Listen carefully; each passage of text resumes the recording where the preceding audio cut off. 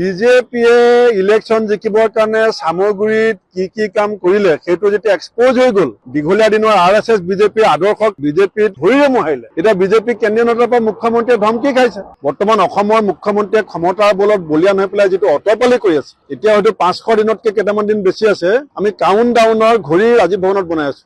ক্ষমতাৰ পতন হ'বৰ কাৰণে বেছি সময় নাই। বিজেপিয়ে ইলেকশ্যন জিকিবৰ কাৰণে সামগ্ৰীত কি কাম কৰিলে সেইটো যেতিয়া এক্সপ'জ হৈ গ'ল, দীঘলীয়া দিনৰ RSS বিজেপিৰ আদৰ্শক বিজেপিত ধৰিৰে মোহাৰিলে। এতিয়া বিজেপি কেন্দ্ৰীয় নেতাৰ পৰা মুখ্যমন্ত্ৰীয়ে ধমকি খাইছে আৰু দুই কুল হেৰুৱাবলৈ গৈ আছে। বৰ্তমান অসমৰ মুখ্যমন্ত্ৰীয়ে ক্ষমতাৰ বলত বলিয়ান হৈ পেলাই যিটো অতপালি কৰি আছে, মই আপোনালোকক কেইদিনমানৰ পাছত দিন গন্তি কৰি দিম। এতিয়া হয়তো 500 দিনতকৈ কেইটামান দিন বেছি আছে, আমি কাউণ্ট ডাউনৰ ঘড়ী ৰাজীৱ ভৱনত বনাই আছো।